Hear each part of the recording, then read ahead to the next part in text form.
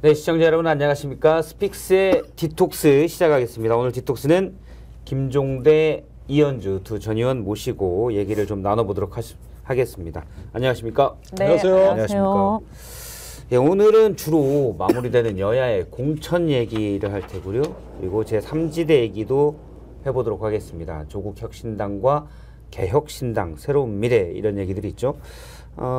그 전에 지금 이현주 의원님이 네. 용인정이죠, 용인정. 네네네. 경선에 들어가잖아요. 네. 용인정이면 무슨 동이에요?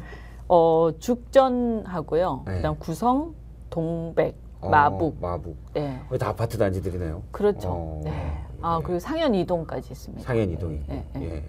어떻습니까? 네, 분당 바로 아래죠. 분당 네. 바로 아래. 그렇죠. 죽전이 바로 분당 아래니까. 네네네. 거기 경선 준비는 잘 돼가십니까? 이제 8일, 9일, 그러니까 금요일, 토요일 이틀 동안 네. 여론조사가 돌아가요. 그래서 그걸로 이제 하는 건데 5만 명 샘플을 뽑아서. 금토? 네, 금토. 그래서 5만 명 샘플을 뽑아갖고 그 중에서 이제 1,000명 차면 하는 거거든요. 예. 근데 이게 이제 5만 명이니까 일반 주민들 그냥 무작위로 막 하잖아요. 예. 그래서 사실은 뭐 어쨌든 간에 뭐 저는 뭐 잘 될 거다라고 기대는 하지만 네, 그래도 최선을 다해야죠. 그래서 여하튼 간에 이번 주 금요일 토요일 이 여론조사 꼭 받아야 되는데 중요한 거는 이게 경기도인데 02로 와요. 여론조사 회사 전화번호로. 아, 그렇죠. 네, 그래서 사람들이 02로 오면 안 받을 수가 있거든요. 예. 그래서 꼭 받으셔야 되고 그 다음에 이제 더불어민주당 지지한다라고 떡 누르고 예. 그러니까 지지자가 아니면 또 안 돼요. 역선택 방지를 위해서. 예. 그래서 더불어민주당 지지 그 다음에 이제 이현주 꾹 부탁합니다. 이게 8, 9일 경선이고요. 예. 네, 오늘 초조주 한 잔 하셔야겠어. 예. 요맘때요. 요맘때. 저. 아니 근데 또 이게 경선이 끝이 아니고 지금 뭐 만만치 않지 않습니까? 판세가. 그래서 본선에서 이길 후보를 또 네. 뽑아야 되니까 잘 좀 부탁드립니다. 용인정이 원래 이탄 의원 지역구인데 불출마를 선언하면서 네, 그렇죠. 이제 다른 후보들이 같이 경선하시는 분들이 이현욱, 네, 그 다음에 저기 박성민. 네. 예, 두 분이 있고. 알겠습니다. 뭐 잘 열심히 좋은 결과가 있기를 바라고요. 네, 꼭 받아주세요. 받는 게 중요해요. 지지만 하시면 안 되고 전화를 받으셔야 돼요. 보통 전화 국번이 뭐 둘 뭐 이렇게 옵니까? 뭘로 옵니까? 저 그거는 몰라요. 그건 이제 안 알려주거든요. 그런데 이제 그날 어떤 아침에 이제 이게 돌아가면 받은 사람이 있을 거 아니에요. 근데 받은 사람 중에 지지자가 있을 거 아니에요. 그럼 전화 와요. 몇 번으로 오더라 이러면서. 그럼 이제 그날 저녁 때쯤에는 몇 번으로 오는지 다 알아요 이제. 5만 명에게 이제 접속을 해서 물론 그 중에 그냥 안 받는 분도 계시고 뭐 하고 니까 근데 그 중에 이제 500명이 모일 때까지 네, 쭉 그렇죠. 전화가 가는데 처음에 지지자 중에 받은 분이 예를 뭐 단톡방 있는데 야 몇 번이야? 그렇죠. 이거 받아라. 그게 바로 옆 동네 지금 용인 수지에서 예. 거기서 용인병이죠. 예. 거기서 지금 벌어지고 있는 일이에요. 그거 오늘 발표거든요. 용인평. 오늘 발표요? 월화 여론조사를 그 했고 부승찬하고 그 정춘수. 그러니까 이틀은 여론조사를 하고 나머지 하루가 또 있는데 이제 못 받으신 분들을 위해서 추가 조사가 있어요. 그게 이삭 이제 PP가. 당원들은 그렇게 당원들은. 하는데요. 저 같은 경우는 그냥 국민 여론조사잖아요. 여론조사래요. 그래서 저희는 이틀에 그냥 그게 끝나요. 또 다르구만. 네. 하여간 민주당 경선 방식은 복잡해서 아무리 봐도 모르겠네. 용인병에는 또 우리가 또 출연하셨으니까 그거 한번 얘기하실 수 있는 기회를 주겠습니다. 예. 용인병에는 부승찬. 예, 그 정춘숙 의원하고 경선이고 국민의힘은 이미 단수 공천이 확정돼서 고석 전 고등군사법원장. 예. 그러니까 제가 누누이 얘기하지만 임종득, 신범철, 안보실 2차장, 국방부 차관과 고석까지 요 3인방이 앞으로 그 윤석열 대통령 방탄조의 핵심이다. 최상병 사망사건 수사 외압 사건에 그거 말고도 홍범도 사건이라든가 뭐 첩첩산중입니다. 여기에 하도 이런 게 많아가지고. 임정석은 누구죠? 임정석은? 예? 임종득.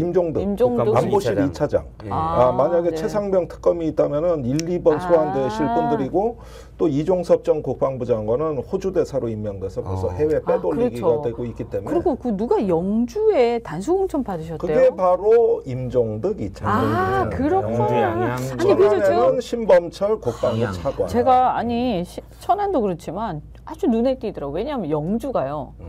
국힘 권리당원이 가장 많은 곳이요. 그래가지고 경북, 영주. 여기는 완전히 텃밭 중에 텃밭이야 또. 네.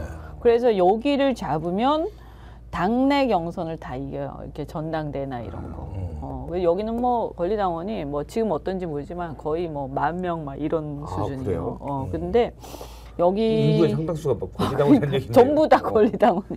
근데 여기에 아니 듣보잡이 다 공천을 받은 거예요. 누구지? 처음 들어본 사람이야. 그건 제가 정치인이 유명하게 아니야. 만들어 드렸지.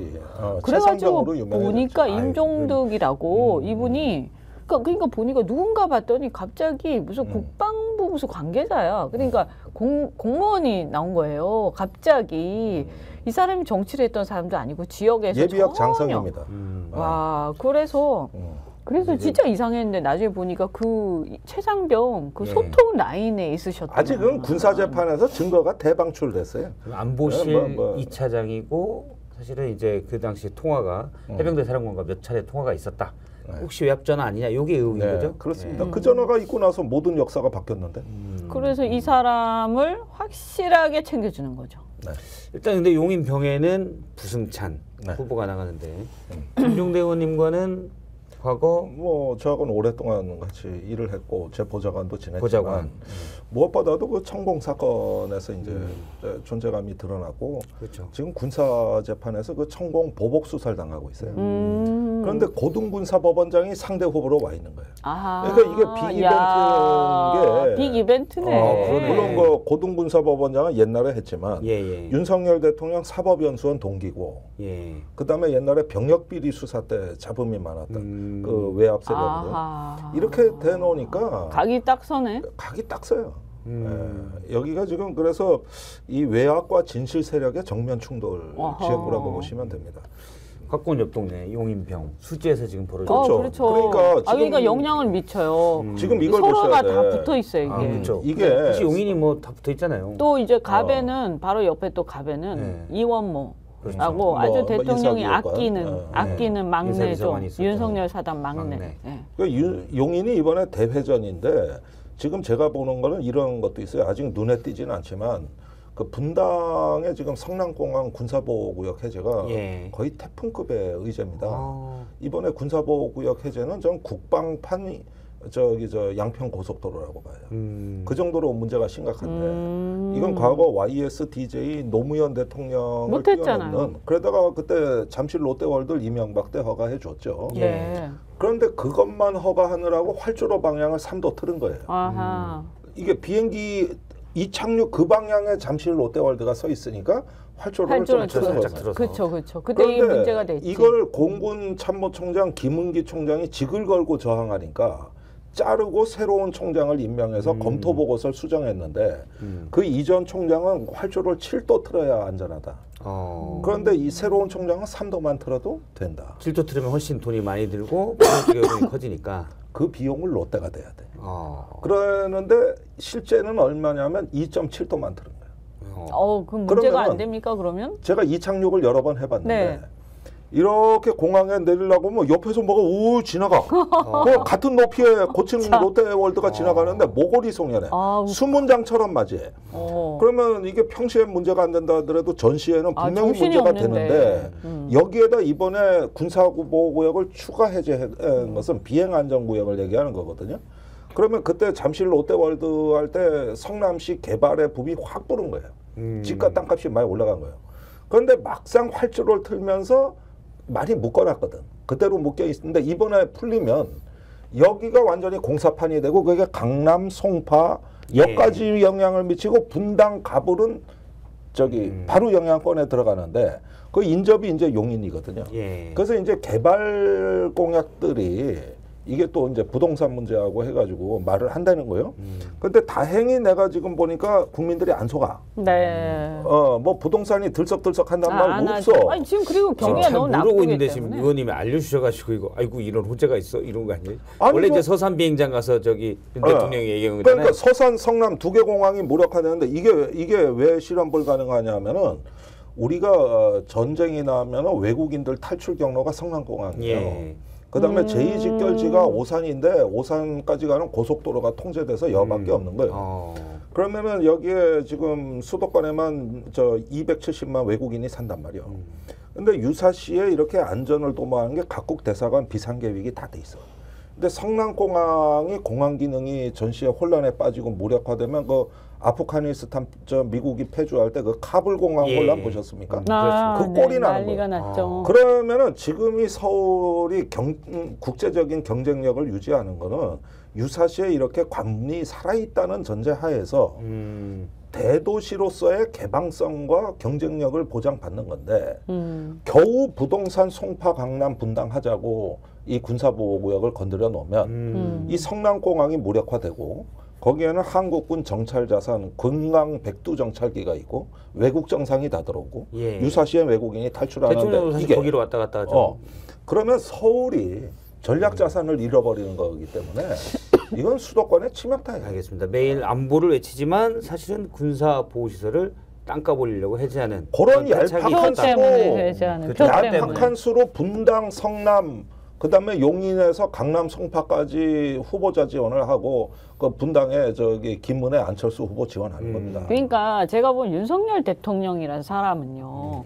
기본적으로 애국심이랑 눈꼽만치도 없는 사람이에요.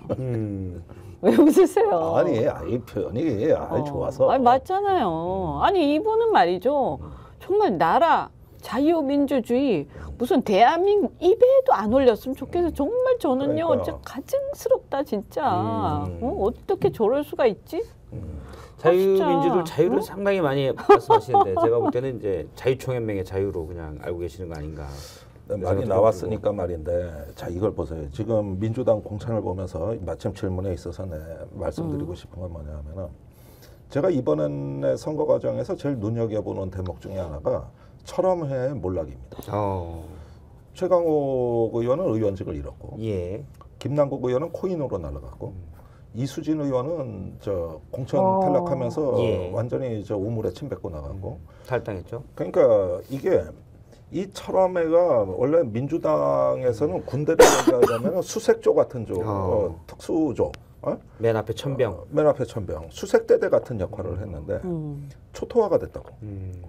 그러면은 지금 이제 민주당 공천에서 공정성을 많이 문제 삼지만 정작 제가 보는 대목은 이제 아까 말씀드린 임종득이니 신범철이니 고석인이 다 등장할 때 맞설 수 있는 역량이 누군가를 보는 겁니다. 예. 그러면 전투조 수색대대가 어디냐면 수색대대가 전투력 있는 사람들이 필요하다. 제가 앞에 앉아 계세요. 그러면은 잘 보면은 이게 각자 도생으로 각계 전투를 할 수는 없는 거예요. 공중전이 있고 지상전이 있고 특수조가 있는 거고 예. 정규군 보병부대는 맨 나중에 오는 거예요. 그게 어떻게 앞에 나가 맨 앞에서 다 싸워. 알겠습니다. 그런데 철험회가 몰락했어.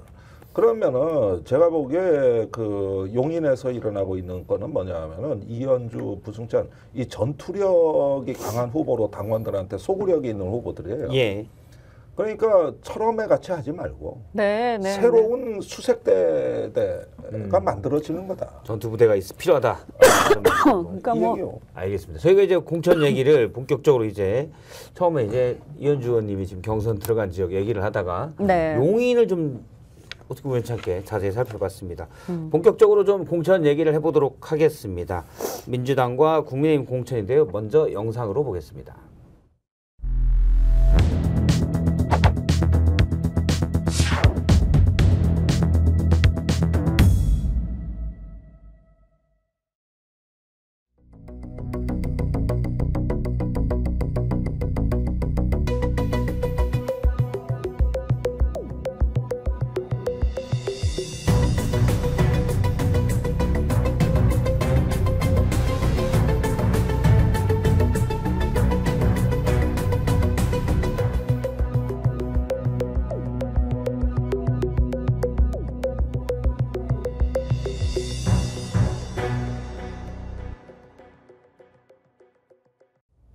네, 간단하게 공천 점수를 좀 매겨보겠습니다. 먼저 두 분의 민주당의 공천 점수. 아직 끝은 아니지만 거의 마무리 단계니까요. 네. 몇 점 정도 주시겠습니까?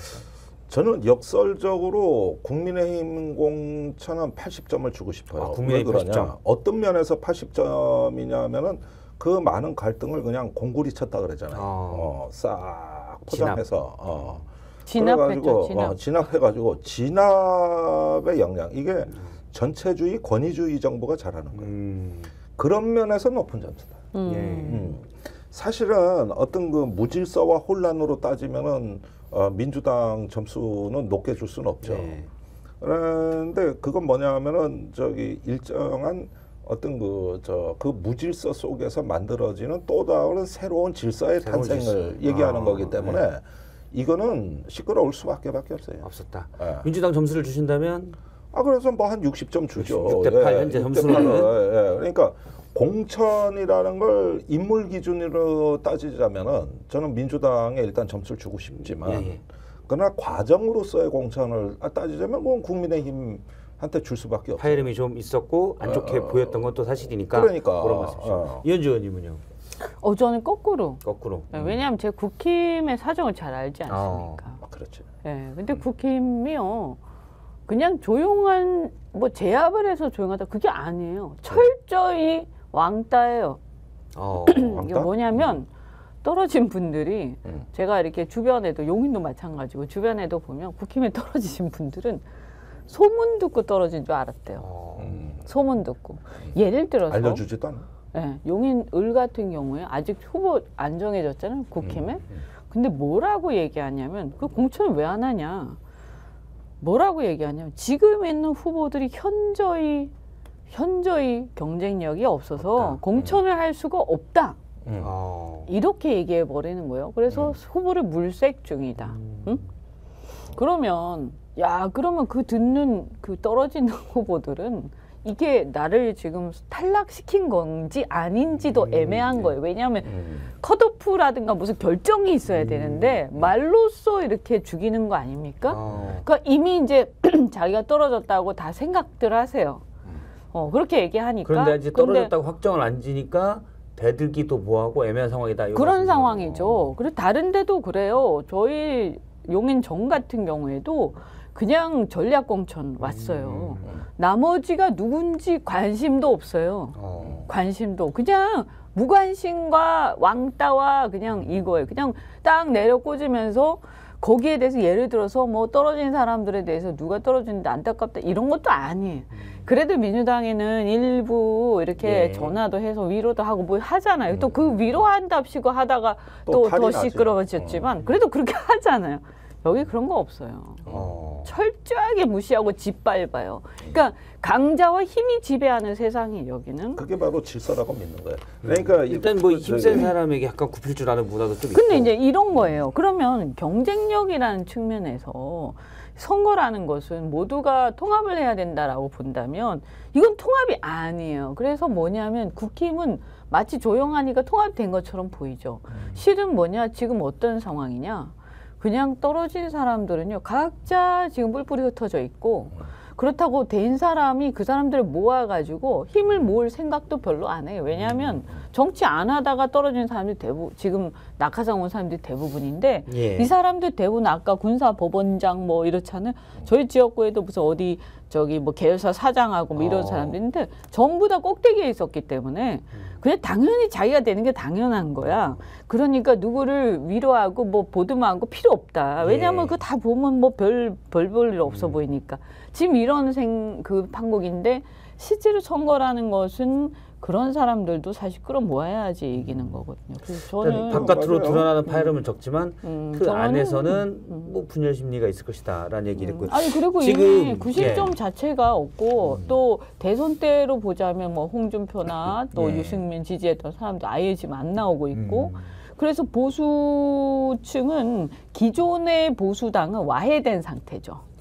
그리고 윤석열과 한동훈을 중심으로 한 뭐 그런 어떤 국민의힘이라는 약간 그 국민의힘이라는 어떤 다른 정당이 지금 공천에서 그냥 지배하고 있는 상태. 정통 보수 정당은 사실 지금 없는 셈이다. 와해됐죠. 네. 디테일한 면을 좀 살펴보겠습니다. 일부 의원들이 이제 반발을 해요. 대표적인 게 이제 대구 달서 갑의 홍석준 그 현역 의원인데 그렇죠. 이 자리에 누가 됐냐? 박근혜 전 대통령의 변호사. 네. 유영아 변호사입니다. 뭐 거의 유일한 특별이라고 볼 수도 있죠. 네. 이분이 단수 공천을 받았어요. 그렇습니다. 그래서 이게 말이 되냐 홍석준 의원이 그냥 잘 있다가 컷오프 됐거든요. 홍석준 의원이 뭐 크게 논란이 된 것도 없고. 아니 이분이 다른 경쟁력이 그나마 저 합리적인 초선 분이시고. 의원 중에서 그나마 방송도 좀 나오고 예. 제일 그래도 제일 낫다고 평가받는 네. 분이세요. 어? 그런데 이분을 하루아침에 날려버렸어요. 그러니까 한마디로 있죠. 그게 독재예요, 독재. 민주주의가 아닌 거예요. 그러니까 옛날에 군사정권의 독재와 같은 그 살벌함 때문에 찍소리도 못하고 조용하던, 그래서 밤에 통금 시간까지 있었던 그 시대가 좋으면 그게 질서 정연한 거고 그게 너무나 좋다라고 평가를 할 건지, 아직까지 성숙 단계까지 못해서 정말 죄송하지만 그래도 시끄럽지만 자기 얘기를 막 하는 과정 속에서 예. 질서를 찾아가는 과정에 있는 그런 공천이 더 낫다고 생각하는지 저는 묻고 싶고요. 예. 다만 우리가 해야 될 것은 이제 좀 이런 시끄러움만 가지고는 안 되고 이걸 잘 질서 정연하게 조정하고 예. 그다음에 자신이 이제 할 만큼 했고 이제 물러날 때가 됐다라고 생각하면 기득권을 버리고 물러나면서 조용히 후배들한테 물러날 줄도 아는 이런 이제 민주화의 어떤 좋은 점도 있지만 그런 것들이 한 단계 업그레이드 될 필요는 있다, 민주당이. 이거 방금 이제 민주당의 네, 그런 몇몇 생각합니다. 다선 의원들을 뭐 염두에 두고 하신 말씀도 아니 뭐 보이고. 제가 뭐 그냥 일반적인 얘기를 한 일반적인 거고요. 얘기. 예, 근데 어쨌든 알겠습니다. 저는 민주당도 업그레이드할 필요는 필요가 있다. 있다. 그런데 이 민주당이 좀 부족하다고 해서 이 업그레이드해야 될 문제인 것이지 이보다 더 과거의 행태, 더 낡은 퇴행된 행태인 권위주의와 그 독재식의 그 어떤 방식이 더 좋다라고 얘기하면 국민의힘은 그렇다는 말씀이시죠. 네, 그건 저는 아닌 것 홍석준 같아요. 의원이 컷오프되고 유영아 변호사가 단수 공천을 받은 것 어떻게 보십니까? 글쎄 뭐 이제 역사가 촛불 이전으로 되돌아가는구나 이런 생각이죠. 그 송석준 의원이 뭐 해명한 홍석준. 예, 예. 송석준 의원이 홍. 기자회견한 거 보면은 본인이 그 현역 의원할 때 권리당원 3배 늘렸다. 예. 뭐 이러면서 상당히 어떤 그 당세가 성장세였다 그러고 뭐 여러 가지 얘기를 하는 걸 보면은 사실 본인이 이렇게 탈락할 줄은 꿈에도 생각을 못했던 예. 거예요. 그랬을 또 상대가 거예요, 아마. 유영아 변호사라 그러니까 이건 뭐 어쩐지 박 대통령하고 식사 자주 하더라고. 그냥 하루가 멀다 하고 관저에 초청하고 뭐 행사에 가고 해가지고 하더니 그 정무수석 통화도 한번 공개된 적이 있죠. 그 유영아 플러스 뭐 몇 명을 달라고 아예 거래를 시도한 예. 이전까지 나오고 하는데 그게 그 떠돌던 낭설이 아니라 사실이었구나. 예, 명백한 공천 거래가 있었구나. 이 부분에 대해 가지고 이제 확인하게 되는 거죠. 그러니까 박근혜 대통령 표를 윤 대통령이 탐을 내는데 그걸 미끼로 대가로 해가지고 적어도 2석 세서 요구를 한 것이 이제 사실 뭐 믿어지고요. 그 중에서 그 유영아 의원 한 명만이 아닌 것 같아요. 그래가지고 또 있습니까? 그러면? 예, 그 뭐 한 명의 또 뭐 변호사가 얘기되고 있는데 이런 걸로 보면은 이거는 공천 거래입니다. 꽤 한 2-3달 전부터 있었던 공천 거래라고 봐야 돼요. 변호사비 거기다가 대납이라고 보십니까? 변호사비 대납 같은 거죠. 그런데 원래 이제 이 유영아 변호사가 500만 원 정도 수임료를 받고 박근혜 전 대통령을 꾸준히 변호를 했거든요. 진보 같은 무료변론이에요. 뭐 500만 원을 받아야 받기나. 어쨌든 그거라도 받았으니까 됐는데 지금 여기에다가 대규모 사면 후 그 출마자들을 이런 경우들하고 결부해서 쭉 보시면은 이제 윤 대통령이 본인이 기소하고 재판받아서 감옥 가게 만든 사람들까지도 다 그 이전으로 되돌리고 있거든요. 그렇게 보면은 전반적으로 이제 촛불 이전에 그 시대로 거의 완전히 되돌아가죠. 지금 말씀은 그러면 윤 정권 말기로 갈수록 레임덕이 뭐 심해질 수 있죠. 그건 뭐 늘 그래 왔으니까 저희가 추측컨대는 그 경우에 본인이 수사해서 기소했던 분들, 그분들 뭐 실제 박근혜 전 대통령도 뭐 탄핵까지 갔고 그다음에 이제 실제 유죄 판결을 받았고요. 힘이 약해져도 내가 이렇게 해줬잖아.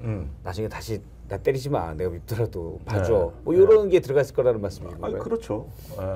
그러니까 그 이런 어떤 사면복권 또 공천할 땅에 대해서는 뭐 박근혜 쪽은 대만족이죠. 이 이상 좋을 수가 없죠.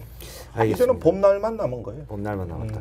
명예회복 아까 이제 다 말씀하신 분은 이제 도태우 변호사를 말씀하신 것 맞습니다. 예. 탄핵 심판에 변호인으로 들어갔던. 예, 그렇습니다. 그분도 이제 공천. 지난 총선의 부정선거다. 그 예. 단체 사무총장을 맡기도 했고 네. 상당히 극우적 시각을 많이 보여왔는데 이번에 경선을 물론 그분은 경선에서 이겨서 네. 사실상 공천을 받았습니다. 근데 뭐 대구에서. 그분 같은 경우는 그래도 경선이라도 거쳤으니까 또 사실은 이제 유영하 변호사하고 도태우 변호사 조금 달라요. 예. 보수층 안에서 위상이. 아, 그러니까 도태우 변호사는 약간 극우적인 그런 부분은 뭐 이거는 이제 다른 쪽 진영에서 비판하는 거지만 그 안에서는 고생을 많이 했어요. 예.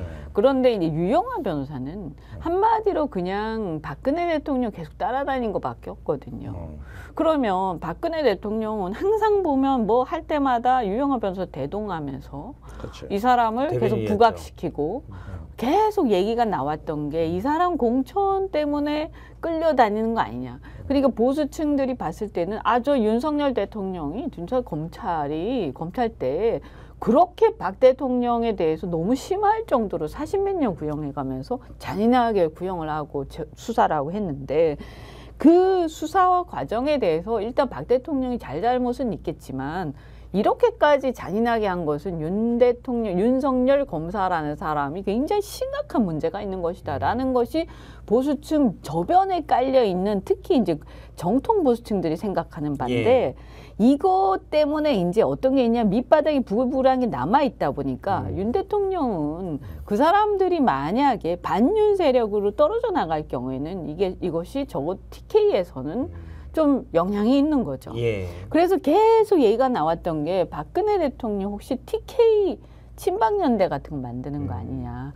아니면 혹시 다른 어떤 보수 반윤 세력들하고 연합하는 거 아니냐. 이런 얘기가 계속 나왔었고 실은 이제 그런 밑바닥의 민초들은 그렇게 하려고 했었어요. 그렇게 하길 바랬죠. 그런데 박 대통령이 보니까 윤 대통령한테 뭐 누나니 어떠니 하는 얘기를 들어가면서 종종 찾아뵙고 정말 인사하고. 손잡고 막 이렇게 웃으면서 이것이 과거의 박 대통령을 좀 추종하고 윤 대통령의 그 윤석열 검사의 그 아주 심각한 정말 좀 지나친 어떤 수사 이런 게 이제 조국 수사하고 다 연결되는 거 아니에요? 그러니까 이런 수사 행태를 보면서 분노했던 보수들이 박 대통령에 대해서 의구심을 갖기 시작한 게 바로 이 지점이에요.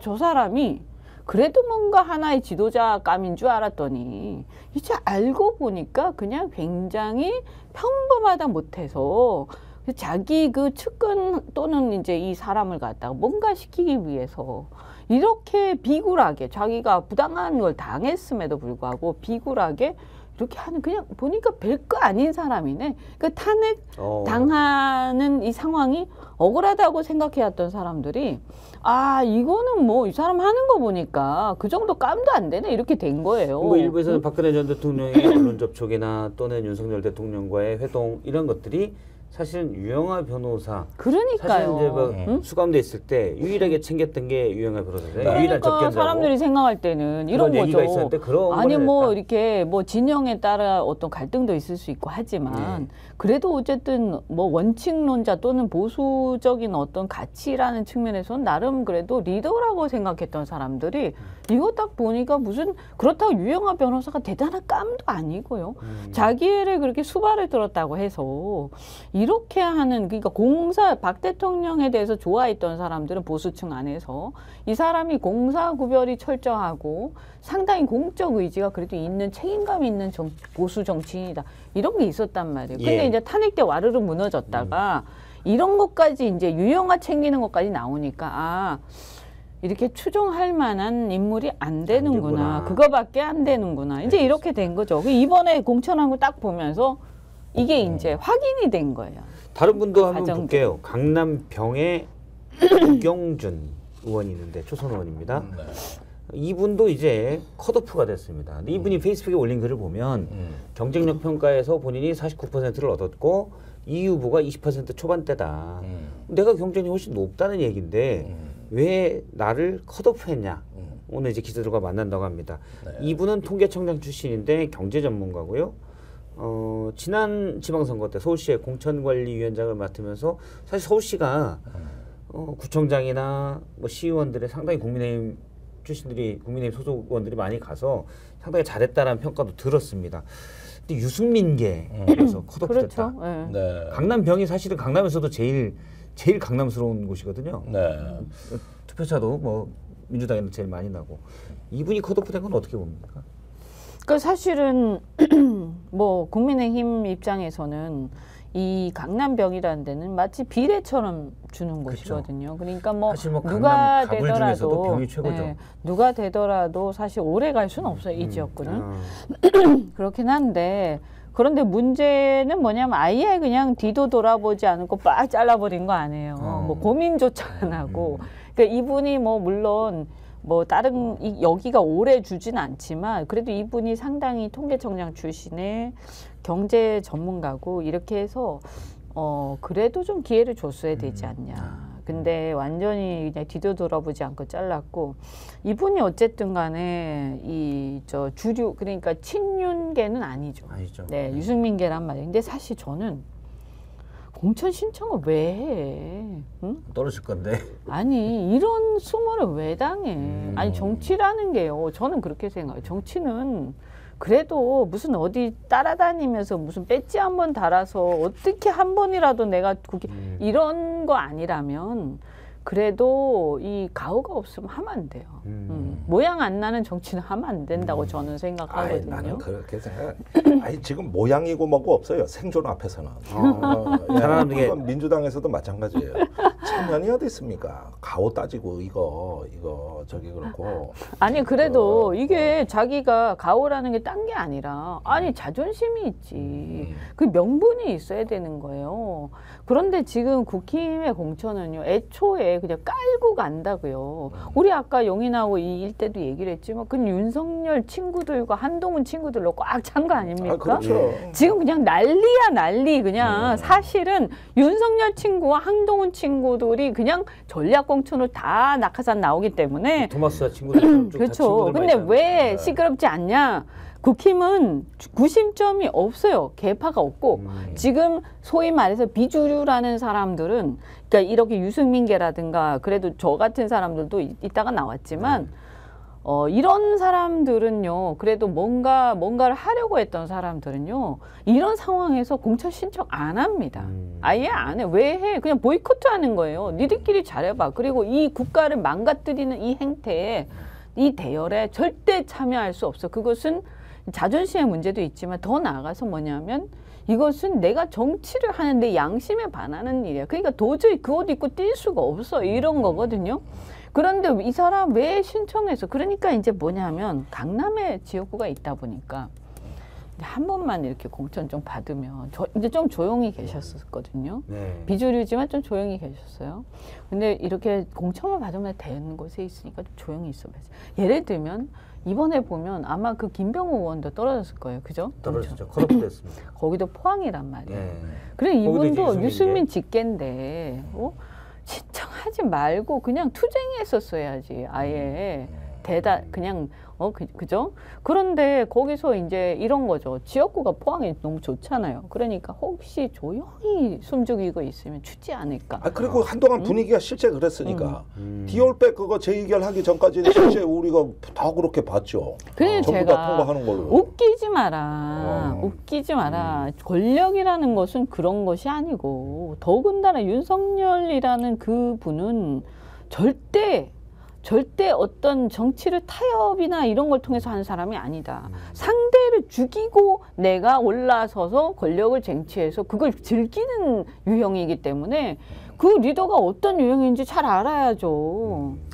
일단 뭐 앞서 말씀하신 대로 원래 특검법 재의결이 지난달 29일 날 있었잖아요. 부결됐죠. 찬성이 171표밖에 나오지 않았고 부결됐는데 그 이후에 국민의힘에서 컷오프된 사람들이 많아요. 경선에서 졌거나 실제는 아예 이제 컷오프를 됐거나 이미 또 어제 발표했죠. 강남과 대구, 울산에서 국민 추천 지역이다 했는데 말은 진짜 국민 추천 지역. 국민들이 여기에서 후보를 뽑아라. 근데 이제 기존에 있던 의원들이 있거든요. 네. 나는 뭐야? 이 사람들이 사실상 컷오프인 거죠. 그렇죠. 그래서 뭐 6명이 컷오프가 됐습니다. 이건 아무래도 이제 특검법이 재결된 뒤에 이제는 마음에 안 들었던 사람들 자른다. 이렇게 그러니까 봐야 이제 늦가을에 낙엽이 지는 시간이 온 거 아니겠어요. 우수수 떨어집니다. 우수수. 예, 이렇게 해서 앞으로도 더 예상이 되는데 제가 보기에는 결국은 이 국민의힘 공천을 관통하는 예. 확실한 어떤 기류이자 어떤 그 에너지는 확실히 방탄 그 정당으로서의 재구조화 이렇게 봐야 될 것 같아요. 제가 아까 말씀드렸던 용인의 후보들 뿐입니까? 부산 해운대 주진우 비서관이라든가 이번에 이원모 비서관? 네, 이원모 비서관 같은 경우도 그렇고 이렇게 보면은 그 국민의힘이 딴 생각 못하도록 한동훈 체제에서 재구조화를 하고 나간다는 차원이고 이게 여러 가지 어떤 그 잡음이나 이런 혼란을 갖다가 뒤로 다 밀어놓은 채로 제법 솜씨 있게 해결이 된 것 같아요. 솜씨 특검 있게. 재결 표결 날짜까지는 좀 놔뒀다가 예. 최소화시켰다가 딱 부결된 다음에 이제 그렇죠. 그러니까 이런 딱 것들을 아주 쳐냈다. 용의주도하게 전략을 짜서 했다라는 측면에서 예. 보면 이제 칭찬할 수 있는 솜씨가 거죠. 있었다. 근데 매우 기술이 있었어요. 매우 이제 그것은 정말 기술이죠. 그래서 다른 방송에서는 공천관리 기술자였다 그냥. 그렇죠. 사실 뭐 산무, 거기에 영어도 없고 공천에 감정도 어떤 없다고 하니까. 정신이나 이런 게 있는 게 아니고요. 어떤 혁신이라든가 어떤 정신이 있는 게 아니고 그냥 기술이 매우 뛰어나는 거. 그러니까 뭐 어쨌든 우리가 사람을 뭐 이렇게 폭행을 하거나 나쁜 짓을 해도 이 기술 좋게 하는 그러니까 옛날에 보면 이렇게 고문도 기술자가 있는 것처럼 공천도 나쁜 아주 이렇게 마구잡이로 막 잘라내고 막 그 왕따시키고 무시하고 막 제압하고 하지만 이 기술이 좋으면 잡음은 덜 날 수가 있죠. 그리고 예를 들면 또 하나가 뭐 분신 시도까지 하지 않았습니까? 국힘에서 공천 때문에 탈락한 사람들이. 그런데도 불구하고 언론에 많이 안 나오잖아요. 어쨌든 언론을 다루는 기술도 좋다. 근데 이건 우리한테 있어서 상수기 때문에 이 상수를 감안하고 선거운동을 하는 수밖에 없는 거예요. 그건 뭐 비난한다고 달라지는 건 아니니까. 그렇죠. 그래서 국민들이 어쨌든 이 그동안에 저는 이 부분을 보셔야 된다. 뭐냐. 납작 엎드린 사람들한테 상 준 거 아니에요. 쉽게 말해서. 그죠? 그러면 그 사람이 앞으로 3년은 어떻게 할까? 더 납작 엎드리겠죠. 납작 엎드렸더니 정말 창피할 정도로 자존심도 다 버리고 양심도 버렸더니 엄청난 보상을 주는 거예요. 그러면 그 다음에 어떻게 되겠어요? 이제 더 납작 엎드리는 거예요. 더 심한 짓을 해도 나는 영혼을 파는 거야, 그냥. 그러면 이분들을 다시 뽑으면 어떻게 되겠어요? 절대로 다시 저는 이 사람들에 대한 심판은 이제 국민한테 남겨져 있다. 우리 국민들이 이렇게 납작 엎드려서 다시 보상받은 사람들을 어떻게 할 건가는 대한민국 국민들한테 달려있다. 총선 본선에서 그분들을 심판한다. 해야 되죠. 그 납작 엎드려서 이 상황을 만든 이 2년 동안 볼 거 그래서 안 볼 거 다 본 거 납작만두를 잘 먹잖아. 재래시장에 가서 납작만두. 그거 떡볶이 말이 고추장에 묻혀가지고 말이 되네. 그것도 저 소스를 잘 발라 먹어요. 그냥 먹는 것도 아니야. 이렇게 나 엎드려 있으면 발라서. 자다가도 떡을 넣어 먹는다. 그다음에 오뎅 국물로 입가심하고 알겠습니다. 이렇게. 제가 국민의힘 얘기를 좀 했는데 민주당 얘기도 약간 세부적인 걸 보도록 하겠습니다. 그 권향엽 전 청와대 균형인사비서관이 네. 전남 순천광양 곡성 구례을 네, 전략 공천됐다가 여기가 이제 그렇죠. 여성 전략지구로 해가지고 지정이 되면서 단수 공천됐다가 이제 지난 대선 때 김혜경 여사의 배우자실 부실장을 했었다. 그래서 국민의힘에서 이건 사천이다. 막 이 공격이 있었습니다. 네. 그래서 다시 경선으로 바꿨습니다. 일단 이 전체 작업을 평가하신다면 어떻습니까? 그래서 이건 프레임에 말린 것 같아요. 예, 처음에 부실장 논란으로 해가지고 뭐 사천이 아니라 명천이다, 이제 네. 배우자 공천이다 이런 식으로 할 때 이틀 정도를 민주당이 두들겨 맞았단 말이에요. 예. 근데 이 프레임에 대한 대응이 조금 빠르질 못했고, 그리고 이왕 결정을 했으면 이분이 김대중 대통령 때부터 당직자였어요. 그쵸. 30년이면 저하고 아마 거의 동지급이거든요. 그러면은 이제 그 시절 그 군사정권 때부터 어떤 그 잔뼈가 굵으신 분이고 또 청와대 비서관도 했어요. 예. 그러니까 문재인 정부 근데 청와대 비서관 했죠. 예, 제가 본 중에 그 중에서 제일 그 볼 거 없는 경력이 김혜경 여사 부실장이에요. 그 앞서서 좋은 경력 많은데. 사실 청와대 여성국장도 비서관이고. 했고 뭐 그런 게 있었는데 민주당 내에서 예. 그런데 그거 하나 해가지고 그냥 그 이걸 프레임화 해버렸으면은 그냥 버텼어야 되는데 이걸 번복해가지고 다시 이제 경선으로 된 거 아닙니까? 그러면은 내가 보기에는 약간 프레임에 말리면서 민주당이 이걸 원칙대로 정리한다기보다는 빨리 정리하자 이렇게 좀 입장을 바꾼 결과거든. 그럼 이건 프레임에서 말려드는 걸로 봐야지. 제가 보기에 이분이 그렇게 어떤 사천으로 등장할 만한 분은 아닌 것 같아요.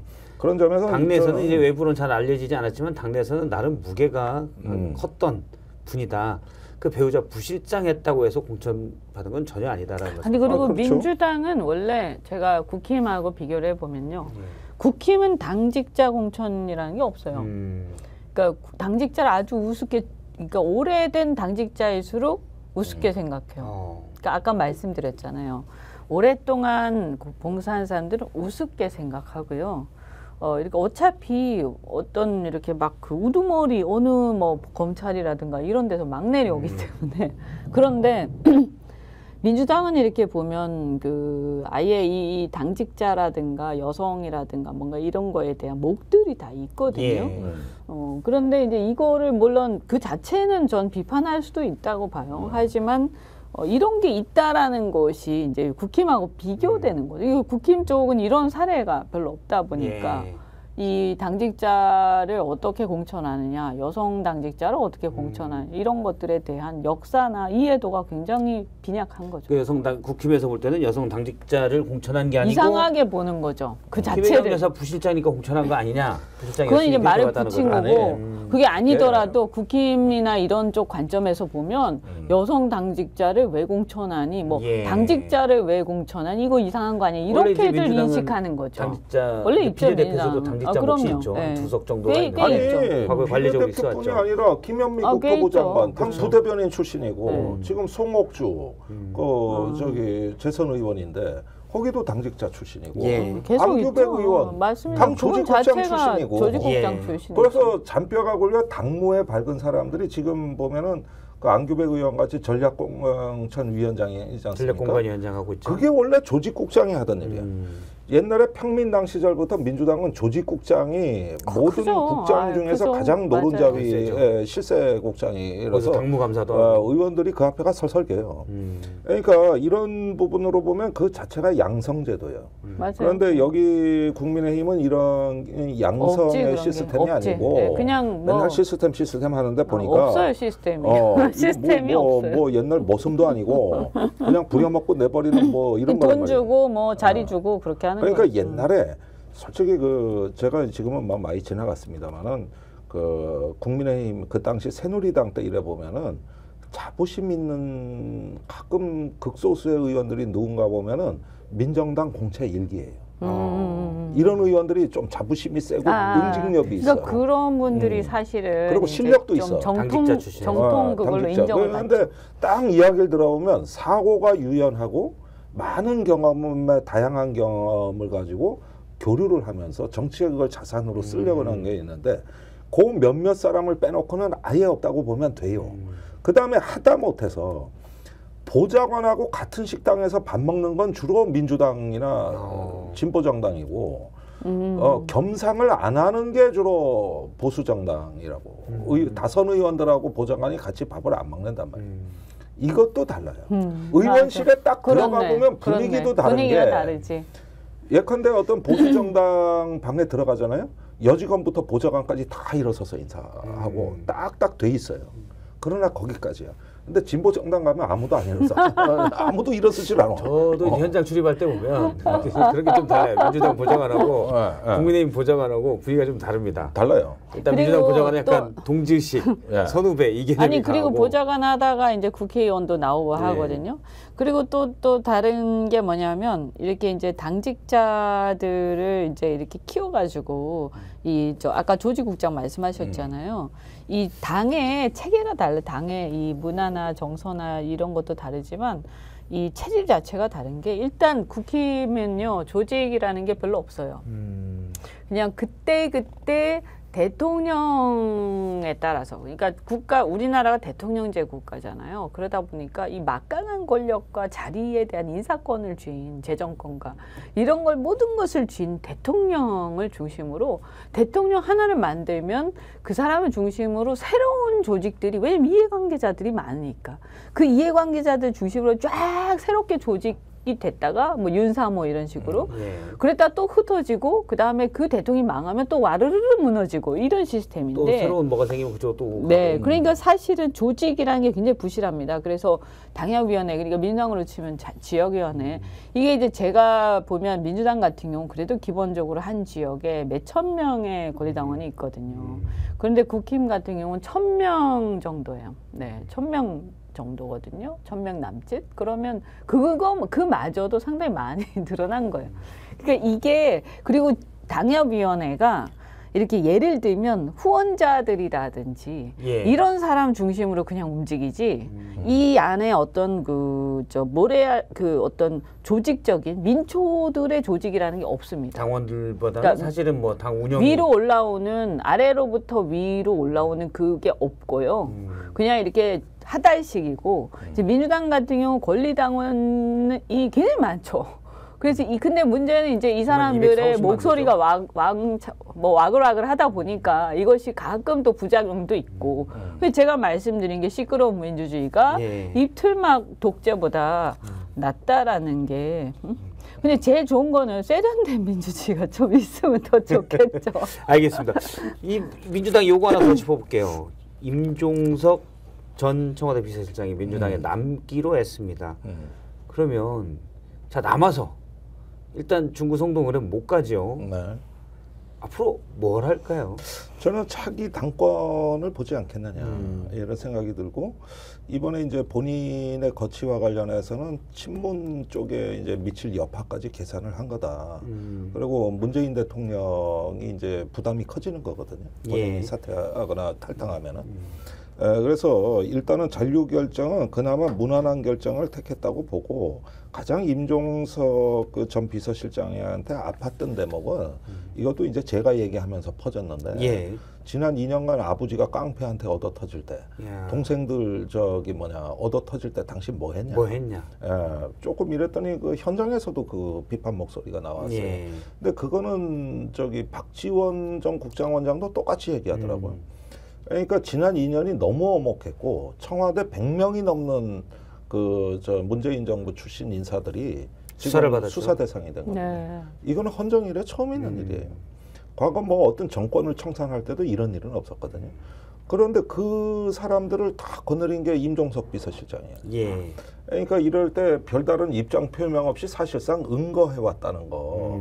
이런 데 있어가지고 그동안 너무 고통스럽고 주로 싸우면 이현주 의원이나 저 같은 사람이 싸운 거예요.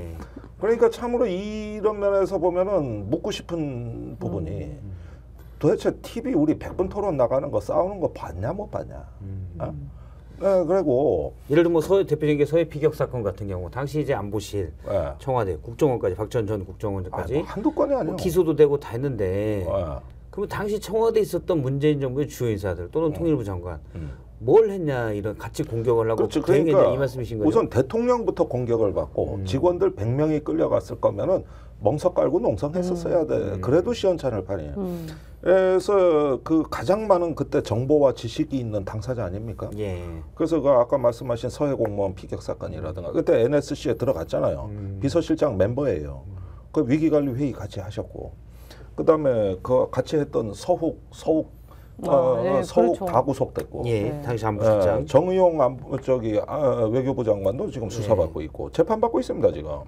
그러면은 이러는 과정에서 사실은 이것도 납작 엎드려 있었다고 난 표현하고 싶지는 않지만 또 울산의 선거 개입이라든가 통계 조작이라든가 뭐 이런 등등 다 비서실장하고 연관이 돼 있는 거예요. 그 구조상. 그래서 어떻게 보면은 저는 문재인 정부 5년의 신기루였다고 봅니다. 그런 정권이 있긴 있었나 보다. 왜냐?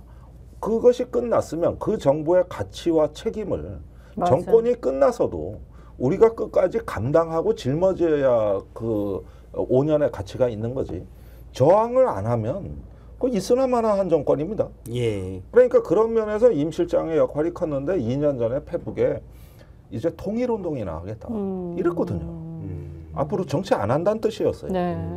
그런데 이제 그때 선거 말 때가 은퇴한다고 되니까 그랬던 것 같아요. 갑자기 튀어나왔는데 나는 이 부분에 대해서 좀 가혹하다 싶을 정도로 이제 제가 비판을 했고 또 그 논리가 많이 확산이 돼버린 겁니다. 그런데 이런 면에서 잔류하기로 결정한 건 그나마 잘한 거다. 예. 그래서 좀 백의종군하면서 기여하는 모습을 좀 보이고 이후에 저 당권 도전이나 다른 정치를 한번 그 꿈꾸는 거는 그건 좋은 일이라고 봐요.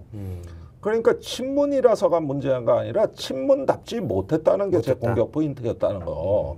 이런 점들은 좀 제대로 좀 인식이 돼야 된다. 알겠습니다. 참고로 이제 서해 공무원 비격 사건은 임종석 실장 지난 다음에 나오긴 했었습니다. 당시 이제 노영민 실장 체제에서. 노영민, 그렇습니다. 예. 어쨌든 근데 이제 당시 문재인 정부 청와대에 대한 뭐 여러 가지 공격들이 있었는데 사실은 초대 비서실장으로서 이런 데 너무 함구하고 있었다. 이런 지적이 노영민 실장도 마찬가지예요. 노영민 실장도 왜 지금도 이제 선거 때 되니 나오시는 건데. 함구하고 있었죠. 예, 그런 부분들에서 참 어떻게 보면은 문재인 정부의 가치와 책임, 그 역사적 공과에 대해 가지고 우리가 제대로 논의도 안 했는데 무슨 친문이니까 차별한다. 아, 이건 또 무슨 프레임입니까? 난 그런 점에서 뭔가가 조금 꼬여 있다는 느낌을 금할 수가 없습니다. 알겠습니다. 그러면 앞으로의 저희가 이제 시간이 좀 지나서 앞으로의 판세를 잠깐 보도록 하겠습니다. 그러니까 현재 판세를 보고 앞으로의 총선 판세가 어떻게 될지를 두 분의 의견을 좀 들을 텐데 최근 한국갤럽이 조사한 자료를 보면 정당 지지도에서 제가 그래프로 지금 준비가 돼 있는데요. 국민의힘이 바짝 올랐고 2월 5주차입니다. 민주당은 떨어졌습니다. 여기서 보면 또 하나 보겠습니다. 2월 5주차 리얼미터 조사인데요. 여기에서도 국민의힘이 46.7%, 더불어민주당이 39.1%로 오차 범위 밖에서 현재 국민의힘 지지율이 더 올라가 있습니다. 역전 현상이 생겼고요. 뭐 원인은 저희가 크게 두 가지 정도 볼 수가 있겠죠. 일단 최근에 쓰던 민주당의 공천 파열음 이게 부정적으로 비쳤을 가능성이 크고 또 하나는 의대 정원 2,000명을 갑자기 뚝 조용히 늘리자고 하자. 여기에 대한 일단 뭐 지금 의료계는 되게 혼란인데 일단 국민 여론은 높은 상황, 지지는 높은 상황입니다. 이런 것들이 복합적으로 연기가 됐을 걸로 보입니다. 자, 저희가 드리는 질문은 그러면 이 판세가 이제 한 달여 남은 총선까지 그대로 갈지 아니면 어떨지 어떤 변수가 있을지 어떻게 보십니까? 일단은 뭐 다른 걸 절대적인 뭐 수치보다도 이 추세를 보면요. 그쵸. 지금 이제 아까 그 그래프에 갤럽 그 조사요? 갤럽을 보면 이 자체만 보더라도 엎치락 뒤치락 좀 하고 있지 않습니까? 그러니까 이걸 알 수가 없어요. 그래 불과 이것이 뭐 한 달 사이에도 이게 역전이 됐다가 또 다시 역전이 됐다 올라갔다 내려갔다 이러고 있어서 현재는 뒤치락인데 언제 또 업사이가 올지 모른다. 또 그렇죠. 그래서 그리고 이제 제가 봤을 때 요걸 이렇게 보면 확실하게 민주당이 확 올라갔던 때가 언제냐면 11월 달에 보궐선거가 승리한 직후예요. 이런 걸 보면 이게 승기를 잡고 뭔가 기가 살면 이제 답을 많이 하는 거죠, 사람들이. 그래서 이것은 이제 그 여러 가지 분위기상 이 내심에 있는 이 어떤 표심을 표출하는 어떤 기세 싸움도 있는 거예요. 근데 이제 우리가 투표를 하는 것은 보이지 않는 투표소에 들어가서 마음 편하게 찍고 나오는 거지 않습니까? 물어보는 게 아니란 말이에요. 그래서 저는 여전히 저는 뭐 아주 우세하다 이렇게 말씀드리기 힘들고요. 분명하게 아까 의대 증원 문제라든가 여러 가지 이 평가가 좀 이 박한 부분도 비평되는 부분도 분명히 있긴 있습니다. 다만 이것이 한쪽의 승패로 완전히 굳어진 건 아니다. 그리고 저는 지금 이제 정권 심판이라는 것은 우리 국민들이 그동안 윤석열 정권이 2년 동안 있었던 것을 쭉 기억하면서 이제 유일하게 자신들의 의사를 공식적으로 표시하는 기회가 처음으로 딱 온 거예요. 처음으로. 그러면 이때를 넘기면 언제까지 가냐면 앞으로 2년, 3년 더 가는 거예요. 그러면 저는 이번 2년 후 지금 이제 정권 취임하고 2년이 된 지금 이때 국민들이 윤석열 정권의 지금까지 2년에 대한 평가를 객관적이고 아주 비판적으로 딱 하지 않으면 이 지금까지 2년과 유사한 상황 또는 아 이제 우리가 잘했네 이러면서 이보다 더한 상황을 우리는 맞닥뜨릴 것이다. 예. 여기에 대해서 저는 국민들이 의사표시를 하는 것이다. 괜찮아. 지금까지처럼 있어도 돼. 오케이. 나 참을 수 있어. 지금 보니까 괜찮은 것 같아. 이렇게 생각하는 건지 아니면 야, 못 참겠어. 지금 아닌 것처럼 일시적으로 보이지만 그러나 지금 한두 달이지. 앞에 2년 동안 있었던 걸 보니까 바뀌지 않아서 그리고 그 2년 동안의 상황에 대해서 여전히 아까 최상병 건 얘기도 하고 여러 가지 일이 있었지만 이것들에 대해서 김건희 여사 건에 대해서도 그렇고 내가 잘못했다. 나 앞으로 적어도 남은 임기 동안 그렇게 하지 않겠다라는 설사 그게 거짓말을 하도 그 말 한마디도 한 적이 없어요. 그러니까 본인이 말조차 한 적이 없기 그런 것들이 때문에 이제 평가를 해야 된다는 저는 그대로 말씀이시죠. 가야 할 수밖에 없다. 그것은 당연한 것이다. 더 심해질 것이다. 그럼 여기에 대해서 국민들이 평가할 거라서 저는 그래도 어느 정도 생각 있는 국민들이라면 이 부분에 대한 평가를 할 거라고 보고요. 예, 다만 이제 이런 건 있죠. 그러나 모든 국민이 그렇게 냉정한 건 아니잖아요. 그래서 약간의, 그러니까 우리가 11월 달 그때 보궐선거 있을 때보다는 분명히 지금 더 어려워진 것은 맞다. 그러나 예. 이것을 포기하거나 좌절할 정도의 수준은 아니라고 봅니다. 뭐 포기할 이유도 없고 좌절할 이유도 없고 지금 이게 이제 공천이 마무리되고 정책 선거 국면으로 전환이 되면 그때부터 양당의 이제 실력이 나오는 시점입니다. 국민들은 그 국면을 보고 싶어해요. 지금 국면은 피로감이 좀 거지. 있죠. 아 짜증나 이게, 뭐 이런 거지. 이게 판단을 하기 뭐야, 위한 이런 본 거죠. 그게 아니에요. 버스 타기 전에 오래 기다릴 때 그 짜증 나는 거 있잖아. 예. 아직 버스 타지도 못했는데 아, 그 왜 진짜 이렇게 안 와? 적절한 표현이네. 왜 이렇게 버스. 안 와? 그리고 오기로 한 버스는 제때 와야지. 뭐 이런 류의 기다림의 짜증이다 보니까 지금 이제 그 민생의 어려움 속에 어떤 이제 정책의 공급이 있을 것이냐. 그리고 사실은 그 이 연휴라든가 이럴 때 연초에 그 현장에 나간 기자들 얘기 들어보면은 민생의 문제가 생각보다 절박하다는 게 압도적 여론입니다. 예. 그리고 바닥 민심은 우리한테 지금 안 보여요. 여기서 지금 여론조사자 아까 그래프 나오는 건 이건 마침 뭐냐면은 배 위에서 보는 장면인데 흔들거리는. 바닥 민심은 수중에 있는 거예요. 그 물속에 수중. 구조물이 존재하는 거거든요. 근데 이건 현장에 가서 봐야 보이고 사실 이런 뉴스에 별 관심이 없어요. 그러나 정치가 언제쯤 우리 손을 잡아주고 민생의 지금 이 급박한 어려움에 있어서 먼저 어떤 공급을 해주느냐. 그다음에 이제 어떤 이제 스킨십이 이제 후보자하고 시민들 간에 갈 때 어떤 대화가 나눠지느냐 이런 걸 좀 봐야 되지. 결코 우리가 이렇게 보이는 게 세상의 다가 아닙니다. 다가 아니다. 거기에다가 보이는 것조차도 여론조사별로 다 틀려요. 그러니까 뭐 많게는 20% 가까이 지금 차이가 나고 있으니까 정말 믿을 수 없는 게 여론조사다. 이런 알겠습니다. 생각이고 현재 뭐 추세로는 최근의 추세로는 이제 국민의힘이 좀 올라가는 추세인데 앞으로 한 달여가 남았기 때문에 또 먹고 살기가 팍팍하기 때문에 이런 민심들이 남은 한 달여는 어떻게 반영될지 모른다라는 그 여론조사는 2월 전국을 주로 반영한 건데 그렇죠. 이때는 이제 민주당이 감점 포인트가 그렇죠. 많았죠. 감점 포인트가 많았죠. 그런데 이거는 거의 뭐 이번 주 다음 주에 다 지나갑니다. 알겠습니다. 예. 저희가 다음은 조국 혁신단 얘기를 좀 해볼 텐데요. 먼저 화면을 보시고 저희가 조국 혁신단 얘기부터는 이제 뒤톡스로 좀 진행을 하도록 하겠습니다.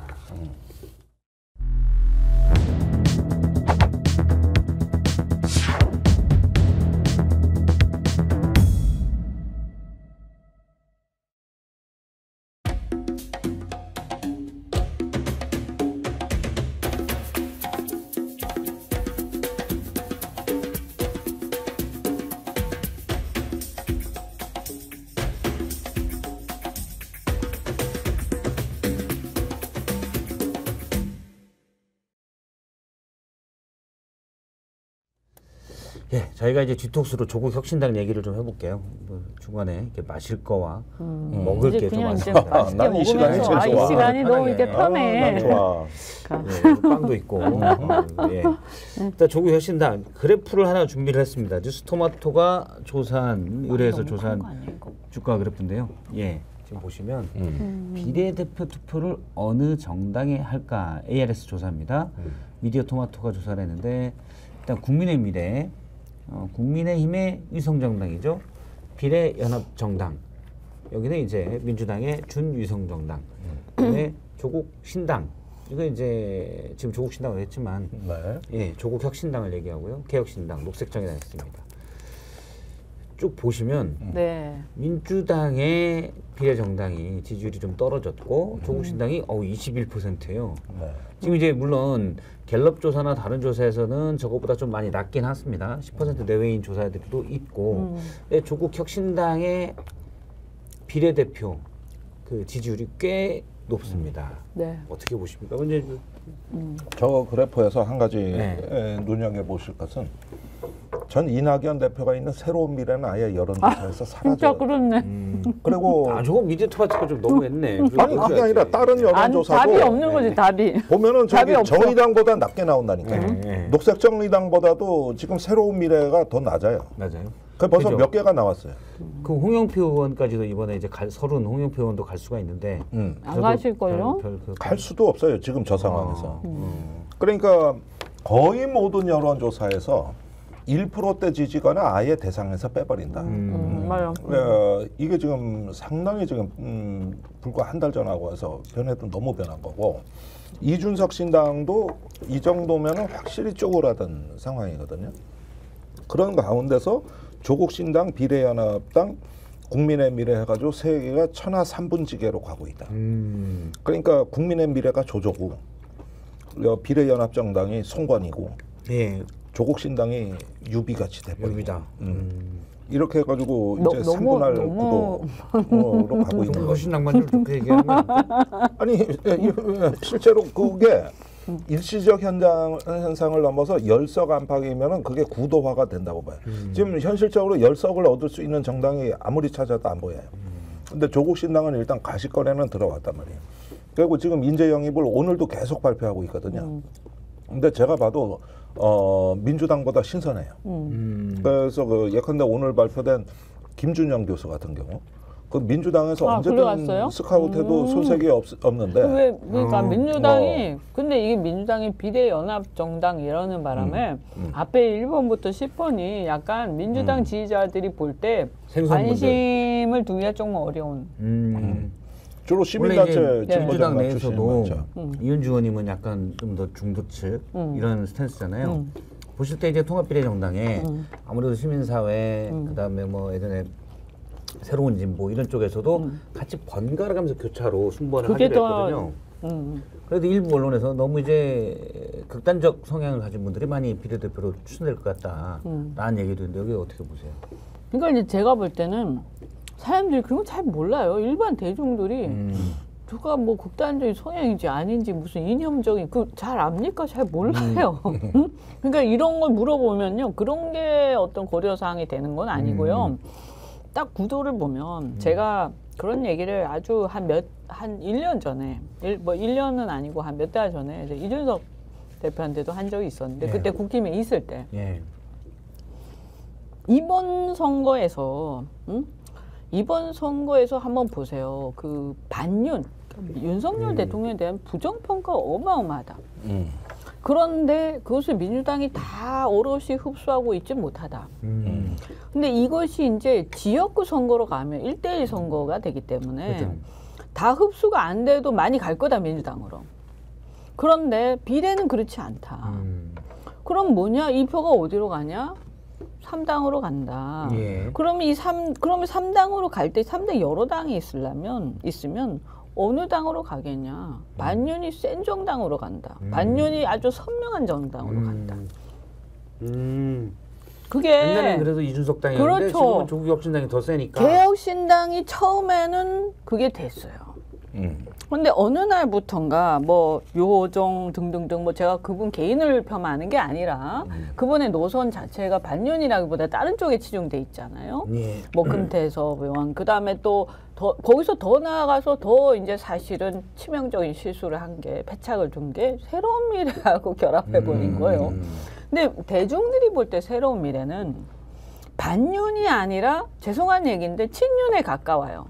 왜냐면 이 모든 것은 상대적인 거기 때문에 반윤이 아니 그렇죠. 적의 적은 나의 적, 뭐 너의 적 이렇게 되는 거잖아요. 그러니까 반윤이 아니라 반명이잖아요. 그럼 반명은 지금 사실은 이재명 대표가 지금 선거의 어떤 주요 결정 기준이 아니에요. 지금은 대선이 아니기 때문에 당대표긴 하지만 그러면 이게 어떻게 되냐면 반명이라는 건 약간 친윤 느낌으로 가는 거예요. 이 분위기가. 그래서 반명을 주도적으로 외치는 사람은 거의 국힘 사람들이거든요. 그래서 그렇게 되면서 국힘과 새로운 미래가 짬뽕 느낌이 이제 오버랩이 되면서 새로운 미래하고 손잡는 순간 개혁신당은 정체성이 사라져버린 거죠. 반윤의 정체성이 희석된다. 완전히 사라진 거죠. 그래서 지지율이 추락해버린 거고요. 개혁신당의 개혁신당의 원인은 이제 반윤의 정체성을 왜냐하면 그 전에는 상당히 셌거든요. 어떻게 보면 민주당보다 더 셌잖아요. 그죠. 원래는 윤석열 대통령에게 제일 핍박받은 사람 중에 한 명이 이제 이준석 그렇죠. 대표였기 때문에. 근데 그것이 이제 시간이 좀 오래되기도 했거니와 그 선명성이 완전히 사라지고 다른 길로 가버린 거예요.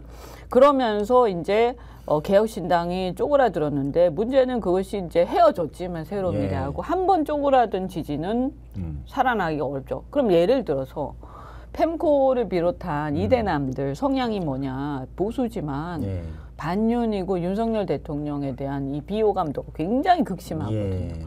이런 분들이 지금 갈 데가 없는 상황이 된 거예요. 한 몇 달 전, 한 달 전에 일어난 현상인데 저는 이분들이 막 흩어졌는데 어디로 흩어졌겠냐. 결국에는 일부 국힘으로 돌아가기도 하고 또는 이제 민주당을 지지하기도 하겠지만 저는 어쨌든 3당 중에 반윤 센데 조국 혁신당도 갔다. 전 일부 갔다 오죠. 근데 우리가 여기서 그런 얘기도 하더라고요. 민주당 내에서도 이제 이재명 대표의 공천 과정에서 좀 불만 만족하지 못하는 분들이 조국 혁신당을 비례대표는 지역구는 그렇다고 국민의힘을 찍을 수가 없는 거고 그분들은 그래서 이제 비례대표는 난 차라리 조국 혁신당 찍겠다. 뭐 이런 분들도 그럴 수도 있다. 있고. 그러니까 이제 드디어 교차 투표 구도는 이제 확실히 구도가 나타났다는 거예요. 그러니까 어차피 조국 그 혁신당의 한계는 지역구 후보가 없다는 거. 그러니까 선거 때는 갈 유세장이 없는 거예요. 지역구는 이게 지금 큰 포기한 것 문제고. 같아요. 아니 그런데 이게 지금은 그럴 듯해 보여도 조금 내려갈 이게 가능성이 막상 있겠네. 선거운동 들어가면 9시 뉴스에 어떤 장면 나옵니까? 유세장에 당대표가 가서 선대위원장이 가서 유니폼 입고 어울리면서 마이크 잡고 이게 9시 뉴스의 화면이에요. 근데 지금 문제는 이 당에 유세장이 없어요. 그리고 원내 의원이 없기 때문에 TV 토론도 못 나가요. 그러면은 지금은 이제 그 컨벤션 효과를 그런 것도 좀 극대화시키는 있고. 사실인데 이걸 유지하려면 여기서 승부낼 수 있는 건 인재영입밖에 없는 겁니다. 그런데 그래도 꽤 지금까지는 많이 성공적으로 돼 왔다고 보고 그러면서 오히려 비례선거라 그러면 선거에 반의 반만 한다는 뜻이에요. 사실 대부분의 선거는 비례선거가 아니에요. 그래서 이 부분이 지금 남아있기 때문에 지금 조국 그 혁신당이 이걸 돌파해 나가려면 인재 영입 다음에 다른 전략이 여긴 있어야 돼요. 상징적으로라도 지역구 하나는 내야 돼요. 무슨 얘기냐? 전략 공천. 장관이 나가야 되는데. 아니 그러니까 그런 어떤 그 모양 자체는 필요한 거고 그 다음에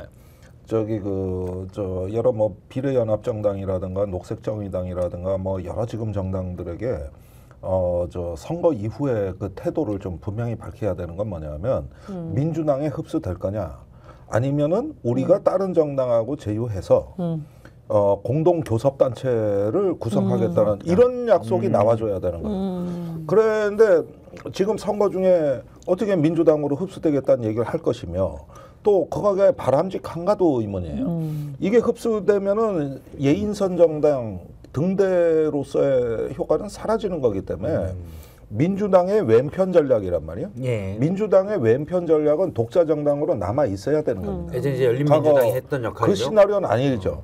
거긴 흡수됐잖아요. 그러니까 그렇게 해서는 승부가 안 되는 거예요. 그래가지고 윤석열 정부를 심판하려는데 민주당은 몸이 무거워 항공모함 같이 느릿느릿 오니 우리가 저 예인선으로 뭐 망치선이라 그러대 하객진에서 그렇게 가서 깨 부수겠다 이런 창끝 정당이 되겠다 하면은 이거는 그 정체성을 유지해야 되는 거기 때문에 그런데 국회 운영에 참여를 못 하잖아요. 열석이 목표라 그러면 그랬을 지금 때 비율이 20% 나오면은 뭐 정말 잘 나오면 열석이 되는 거죠. 그렇습니다. 그러면은 열석을 모태로 해서 우리는 반 윤석열 연합전선을 만드는 하나의 어떤 모태 정당이 되겠다. 이 선언이 나와줘야 되는 겁니다. 그렇게 해서 이후에 22대 책임 정치를 하겠다는 구상이 나오고 그걸로 선거전에서 이게 에너지를 유지해야지. 지금이야 21% 지지라 하더라도 이 효과가 과연 막 다른 당은 막 그냥 선거 현장 나가고 유세차 동원하고 이럴 때 어떻게 버티겠냐 이게. 그래도 뭐 어쨌든 유세차도 하겠죠. 기대도 할 수는 있거든요. 그죠. 왜냐면 네. 뭐 예를 들어 사람 많이 모이는 데 가서 비례투표 그 정당 이제- 연설을 하는 건데 그렇죠. 그렇죠. 그런데 근데 이제 지역 조직 선거는 없는 거예요. 그게. 플랫폼이 좀 지역 약간 선거나. 약하겠지 아무래도. 그러니까 이게 지역 후보가 없는 정당의 문제예요. 제가 이게. 제일 센 근데 데가 이게- 반윤정서가 호남이기 때문에 호남에? 호남에서 연습을 많이 하고 맞아요. 네. 그리고 이제 서울, 그렇죠. 종로, 네. 여의도 이런 데 좀 하지 않을까 근데 싶어요. 이제 지역구를 내는 부분은 근데 이제 이런 건 있어요. 약간 그래도 어쨌든 범우호 정당으로 생각하고 민주당 지지층이 조금 약간 마음 편하게 지지를 한단 말이에요. 그런데 만약에 지역구를 내버리면 여기서 이제 또 단일화 문제 이슈가 붙고 막 하면서 민주당을 지지하는 사람들이 비례를 편하게 교차 투표하는 데 있어서 좀 저는 이건 문제가 생길 수도 있다. 그리고 하나는 이 상황을 보면서 저는 재밌는 게 이 퍼센트 저는 이 비례 투표를 딱 보면 반윤과 친윤 내지는 이제 어쨌든 우리가 지역구에서의 투표 결과를 대충 예상할 수 있다. 예. 어쨌든 저는 비례연합 정당과 조국 신당을 합한 이게 지역구에서 투표 결과로 만약에 결집만 잘 된다면 야권이 일어날 가능성이 많다. 응? 그러면 이걸 두 개를 합하면 46%잖아요. 그죠? 근데 국민의 미래는 국민의힘 지지층은 여기로 다 가는 거거든요. 개혁신당이 없으면 국민의힘 미래로도 일부 가고 뭐 민주당으로도 일부 가고 하겠지만 이 개혁신당이 나온다면 그래도 여기는 이제 나도 어쨌든 제가 볼 때 그래서 국민의힘의 투표 그러니까 그 지역구 투표는 39.4에서 이제 개혁신당이 다 간다라고 했을 때 44 정도 되는 거고. 예. 그 정도 지지층이 있다. 그렇죠. 민주당 같은 경우에는 지금 비례연합하고 보면 이제 비례연합 조국신당을 플러스 조국신당 합하면 이게 46이잖아요. 예. 그러면 어쨌든 지금 요걸 보면 앞서 이제 미디어 토마토 조사에 비슷하다는 비례정당, 거죠. 비례 지지율을 보면 그러니까 지금 여야의 어떤 국민의힘 대 1대1이라고 우리가 가정을 해보면 지역구에서 표 결과는 비슷한데 그래도 약간은 민주당이 그래도 야성이라고 봐야죠. 민주당을 좋아하는 게 아니에요. 그러니까 민주당은 마음에 안 들지만 정권 견제를 한다면 이제 그렇죠. 정권 왜냐하면 견제층이 더 많다라는 조국신당 지지하는 사람들이 투표를 안 하면 모르겠지만 지역구 투표를 한다면 민주당을 찍을 가능성이 높다. 그리고 또 우리는 그거를 계속 이제 유도를 해야 되는 거요. 또 하나 이현 의원님 입장에서는 이제 그분들이 민주당에 투표하게끔 유도를 해야 그렇게 된다. 해야 되는 거죠. 그다음 또 하나 제가 저 재밌는 현상인데 지금 시간이 다 됐는데 네. 재밌는 현상이라고 하니까 그거까지 기가 솔깃해집니다. 아니 녹색정의당이 2%밖에 안 돼, 2%밖에 안 돼. 죄송해요. 아니 이 현상을 제가 말씀드린 거예요. 저는 이제 이 어떤 정책 방향에 대해서 그러니까 기후 변화 이런 게 되게 중요하고 좋은데 이것이 이제 각이 안 서. 각이 다 얘기하거든. 응? 그럼 지금 각이 서는 건 어쨌든 검찰 개혁이야. 그죠? 그러니까 제가 볼 때는 이게 전 세계적으로 약간 이런 뭐랄까 이렇게 아주 진보 예컨대 뭐 페미니즘 이런 것도 마찬가지고 사람들의 관심사가 이제 지역마다 나라마다 다를 텐데 지금 대한민국의 가장 큰 각이 서는 관심사가 요걸 보면 알 수가 있는 거예요. 소선거구제 하나 대통령제 이런 하에서는 사실은 이 독재에 대한 한 거야. 독재에 대한 심한데 한 거. 그게 잘못된 정치입니다.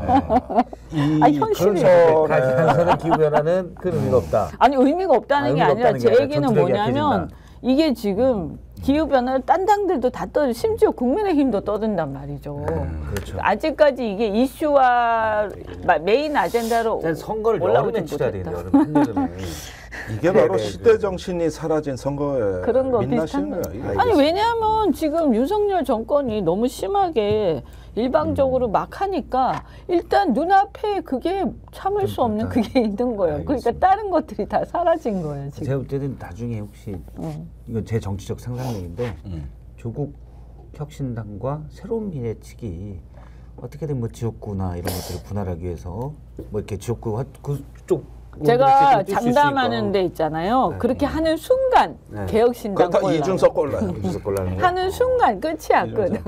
지금 사람들은요 이걸 참을 수 없어요. 반윤 그거를 하는 척 하다가 안 하는 거를 참을 수 없어. 혁신당에서 그렇죠. 조국 혁신당에서 안 받을 가능성이 크죠. 아니 받으면 요거 일단 다 뭐 쪼그라든다니까. 요거 21% 그렇죠. 한 5% 가다가 나중에 한 3%로 이낙연 전 쪼그라들어요. 대표가 이제 호남에서 너무 인기가 없어가지고 네. 그건 알겠습니다. 개인의 문제가 아니라 네. 아까 말씀드린 그 반윤 정서. 시간 다 됐대요. 다 됐어요. 하실 얘기가 많으셔. 알겠습니다. 저희가 오늘 좀 시간 넘게 제 아이고 경험. 어차피 약간 편집될 거니까 어떻게 될지 모르겠구나. 오케이, 알겠습니다. 하여튼 여론조사 꼭 받으셔야 돼요. 네. 전화도 좀 해주세요. 용인에 용인에. 계신 분들한테. 오늘 영인 용인에. 병은 마지막 순간이에요. 오늘이 거기가 아주 마지막인가요? 절박해요. 예. 용인에 우리 친척이 2명 있네요. 이게 저는 이제 용재가. 금토. 금토가 2명 있네.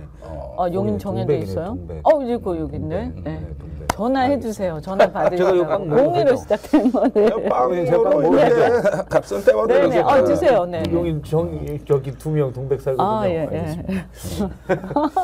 네, 오늘 디톡스는 여기서 마치겠습니다. 두 분 고맙습니다. 네, 네, 다음 고맙습니다. 주에 디톡스 뵙겠습니다. 고맙습니다.